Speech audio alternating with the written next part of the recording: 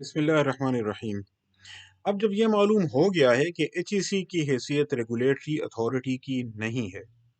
تو ذرا جامعات میں قانون کی تعلیم سے متعلق مسائل پر بھی کچھ بحث ہو جائے۔ یہ بحث انجینئرنگ، میڈیکل اور دیگر پروفیشنل پروگرامز کے لیے جو اپنی خصوصی ریگولیٹری باڈیز رکھتے ہیں بھی اہم ہے۔ پاکستان میں قانون کی تعلیم کو ریگولیٹ کرنے کے لیے بار کونسل کو خصوصی اختیارات حاصل ہیں، اور ان اختیارات کے پہلو سے جامعات میں قانون کی تعلیم کے حوالے سے بار کونسل کی اہمیت اور حیثیت ایچ ای سی سے کہیں بڑھ کر ہے۔ تاہم یہ حقیقت بہرحال مد نظر رہے کہ بار کونسل کو بھی قانون نے یہ اختیار نہیں دیا کہ وہ جامعات کی خود مختار حیثیت یکسر نظر انداز کر دے۔ چنانچہ legal practitioners and bar council act 1973 کی دفعہ 13 میں، جو بار کونسل کے کام اور اختیارات سے متعلق سب سے اہم دفعہ ہے، تصریح کی گئی ہے کہ پاکستان بار کونسل ملک میں قانون کی تعلیم کو فروغ دینے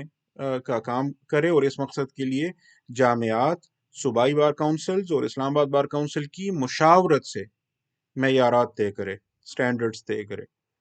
جی، سٹینڈرڈز طے کرنا بار کونسل کا کام ہے، لیکن وہ یہ کام کیسے کرے گی؟ وہ یہ کرے گی صوبائی بار کونسلز، اسلام آباد بار کونسل اور یونیورسٹیز کی مشاورت سے۔ چنانچہ 2015 میں جب پاکستان بار کونسل کی جانب سے قانون کی تعلیم کے لیے رولز بنائے گئے اور ان کو جامعات پر زبردستی نافذ کرنے کی کوشش کی گئی، تو اسلامک یونیورسٹی میں ہمارے لاء ڈپارٹمنٹ نے، چونکہ میں اس وقت وہیں تھا، ان رولز پر سب سے بڑا اعتراض یہی کیا گیا کہ یہ رولز بناتے وقت جامعات سے مشاورت نہیں کی گئی، اور مشاورت جیسے کہ سپریم کورٹ کے کئی فیصلوں میں قرار دیا گیا ہے، مشاورت سے مراد ہوتی ہے میننگ فل کنسلٹیشن، بامانی مشاورت۔ یہ نہیں کہ بس آپ نے چٹھی بھیج دی اور کہا کہ یا چند لوگوں کو اکٹھا کیا، پرانے بابوں کو، اور پرانے بابوں کے بارے میں بھی میں بات کروں گا۔ قانون کی تعلیم کے معاملے میں خصوصاً ہمارے چند پرانے بزرگ ہیں جو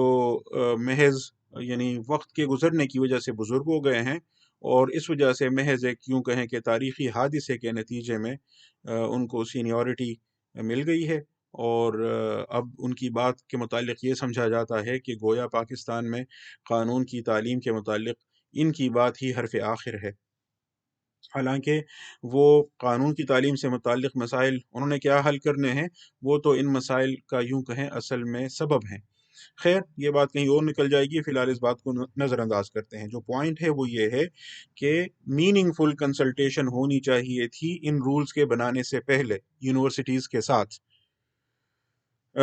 اس لیے ملک بھر میں صرف اسلامک یونیورسٹی کے ڈپارٹمنٹ آف لاء نے بار کونسل کو لکھ کر بھیجا کہ ہم اپنے ایکٹ اور اپنے رولز کے پابند ہیں، اور آپ نے رولز بناتے وقت ہمارے ساتھ مشاورت نہیں کی ہے، اس لیے ہم ان کو اپنے اوپر لازم نہیں سمجھتے، ہم اپنے معیار پر چلیں گے۔ البتہ 2018 میں سپریم کورٹ نے جب اس موضوع پر فیصلہ دیا اور بار کونسل کی سفارشات کو جوں کا توں اپنے فیصلے کا حصہ بنا دیا، جسٹس عمر عطا بندیال صاحب جو اب چیف جسٹس ہیں، وہ فیصلہ انہوں نے لکھا ہے، اور میرے ناقص فہم کے مطابق وہ ان کے ان چند فیصلوں میں سے ہے جو بہت ہی کمزور بنیادوں پر قائم ہے۔ میں نے جسٹس بندیال صاحب کو پچھلے سال ایک میٹنگ میں براہ راست یہ عرض کیا تھا کہ اس مقدمے میں، اس فیصلے میں کئی مسائل ہیں، اور سب سے بڑا مسئلہ یہ ہے کہ ہمیں تو سنا ہی نہیں گیا۔ یہ تو ایسا ہوا کہ بار کونسل نے کہا قانون کی تعلیم میں مسائل ہیں، معاملہ وہ سپریم کورٹ میں لے گئے، سپریم کورٹ نے ان کو سنا اور یونیورسٹیز کو حکم دیا کہ یہ کام کر لیں، ہمیں تو سنا ہی نہیں گیا۔ تو جسٹس بندیال صاحب نے فرمایا کہ نہیں، ہم نے ایچ ای سی کو تو سنا تھا۔ تو میں نے عرض کیا کہ ایچ ای سی جامعات کی نمائندگی نہیں کرتی، نہ اس کو جامعات کی نمائندگی کرنے کا اختیار حاصل ہے۔ دلچسپ بات یہ ہے، اس فیصلے میں انہوں نے یہ بھی لکھا ہے H E C being the apex regulatory authority, حالانکہ وہ ریگولیٹری اتھارٹی نہیں ہے، نہ ہی اس موضوع پر سپریم کورٹ کے سامنے کوئی بحث ہوئی تھی، نہ اس کے حق میں نہ اس کے خلاف کوئی دلائل دیے گئے تھے۔ اس لیے یہ جو اس فیصلے میں الفاظ آئے ہیں کہ ایچ ای سی ایپکس ریگولیٹری اتھارٹی ہے، یہ اوبیٹر ڈکٹم ہے، اس کی کوئی بائنڈنگ پریسیڈنٹ والی حیثیت اس کو حاصل ہی نہیں ہے، یہ کسی قانونی اصول پر مبنی نہیں ہے، نہ اس کے پیچھے کوئی دلیل کار فرما ہے۔ یہ چلتے چلتے ایک بات کہی گئی ہے اور اس پر کوئی آرگومنٹ بھی نہیں دیا گیا ہے، اس لیے اس پہلو کو تو بالکل ہی نظر انداز کر دیجئے۔ اور مزید اہم بات یہ ہے کہ جب میں لاء ڈپارٹمنٹ کا چیئرمین تھا اسلامک یونیورسٹی میں، ابھی اس کیس کا فیصلہ آیا نہیں تھا، 2017 کی بات ہے، تو میں نے department of law Islamic university کی جانب سے سپریم کورٹ میں CMA فائل کی تھی، سول مسلینیس اپلیکیشن، کہ ہمیں بھی اس میں فریق بننے کا موقع دیں اور ہمیں سن لیں، لیکن ہماری درخواست ایک طرف رکھ دی گئی، فیصلہ سنا دیا گیا اور کہا گیا کہ چونکہ یہ معاملہ تو ابھی چلتا رہے گا تو گویا آپ کو بعد میں سنا جائے گا۔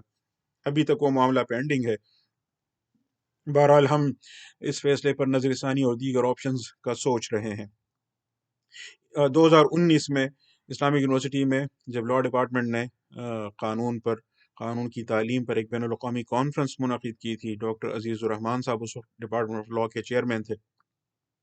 تو اس کے آخری سیشن میں پینل ڈسکشن تھی اور اس میں بار کونسل کے سیکرٹری کے علاوہ HEC کے ڈائریکٹر جنرل اکیڈمکس بھی آئے تھے اور مجھے بھی اس میں بات کرنے کا موقع فراہم کیا گیا، تو میں نے وہاں بھی اس طرف توجہ دلائی تھی کہ بار کونسل کو قانون کی تعلیم پر تحفظات تھے، وہ سپریم کورٹ کے سامنے رکھ دیے۔ سپریم کورٹ اور بار کونسل نے آپس میں کچھ امور طے کیے اور پھر جامعات کو حکم دیا کہ یہ کام کر لیں۔ حکم جاری کرنے سے پہلے ہمیں سنا ہی نہیں گیا۔ اچھا، دوسری بات یہ ہے کہ بار کونسل کا کام چونکہ قانون کی پریکٹس سے متعلق ہے، اس لیے وہ LLB کی حد تک تو نسبتاً بہتر پوزیشن پر ہیں، اور جامعات اس سلسلے میں بار کونسل کے لائسنس کی ضرورت کی بنا پر اس کے رولز کی پابندی ضروری سمجھتی ہیں، بشرطے کہ وہ رولز جامعات کی مشاورت سے بنائے گئے ہوں۔ لیکن جہاں تک LLM کا تعلق ہے یا PhD کا، تو چونکہ ان ڈگریوں کا قانون کی پریکٹس کے ساتھ کوئی تعلق نہیں ہے، وکیل کیا جج بننے کے لیے بھی، بلکہ سپریم کورٹ کا جج بننے کے لیے بھی LLM یا PhD کی کوئی ضرورت نہیں ہے۔ پہلے کسی زمانے میں LLM پر آپ کو ہائی کورٹ کا لائسنس براہ راست ملتا تھا، اب وہ بھی نہیں دیا جاتا۔ تو جب LLM اور PhD کا آپ کے لائسنس کے ساتھ، آپ کی پریکٹس کے ساتھ کوئی تعلق ہی نہیں ہے، تو اس لیے بار کونسل LLM یا PhD کے حوالے سے جامعات کو کسی امر کا پابند کرنے کا اختیار نہیں رکھتی۔ یہ وہ ایریا ہے جہاں جامعات کو خود مختاری حاصل ہے، اور اس ایریا میں وہ اپنے ایکٹ یا آرڈیننس اور اپنے رولز اور قواعد و ضوابط ہی کی پابند ہے۔ اسی طرح بار کونسل نے پچھلے کچھ عرصے سے تمام یونیورسٹیز کو، لاء ڈپارٹمنٹس کو خط بھیجنے شروع کیے ہیں کہ جو بھی اسٹوڈنٹ آپ کے ساتھ انرول ہو جائے تو آپ نے اس کی فیس 3,000 روپے بار کونسل کو دینی ہے۔ بھائی کہاں سے دیں، کیوں دیں؟ ضروری تو نہیں کہ یہ سارے طلبہ جو انرول ہوئے ہیں یہ 5 سال بعد LLB کر گزریں، بہت سے درمیان میں ڈراپ آؤٹ ہو جاتے ہیں۔ پھر یہ بھی ضروری نہیں کہ جو LLB کر لے وہ لازماً پریکٹس ہی کرے، لائسنس لے، اور اگر اس نے لائسنس لینا ہی ہے تو لائسنس کے موقع پر آپ ویسے بھی اس سے فیس لیتے ہیں۔ تو یہ جو اسٹوڈنٹ سے آپ انرولمنٹ کے وقت بار کونسل 3,000 روپے ڈیمانڈ کر رہی ہے، یہ کس بنیاد پر کر رہی ہے؟ اس کی قانونی یا اخلاقی توجیہ کیا ہے؟ اس کی مورل جسٹیفیکیشن کیا ہو سکتی ہے، اور اس کی لیگل بیسس کیا ہے؟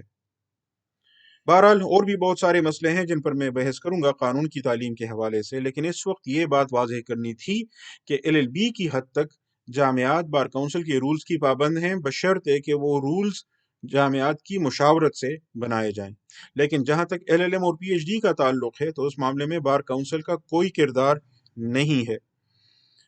جہاں تک HEC کا تعلق ہے تو LLB، LLM، PhD کسی معاملے میں بھی اس کی سفارشات کو بائنڈنگ لازمی حیثیت حاصل نہیں جب تک جامعات ان کو اپنے اوپر لازم نہ کر لیں، خود کو ان کا پابند نہ بنا لیں۔ پاکستان میں قانون کی تعلیم اور تدریس کے متعلق اصل مسائل کیا ہیں، ان پر بحث کیوں نہیں ہو رہی، وہ چند سوالات اس معاملے میں رکھوں گا اور چند اہم مسائل کی طرف توجہ دلاؤں گا، اور اس نشست میں انشاءاللہ ہم سپریم کورٹ کے اس فیصلے پر ذرا مزید بھی تنقید کریں گے۔ تب تک کے لیے اجازت دیجیے، آپ کا بہت بہت شکریہ۔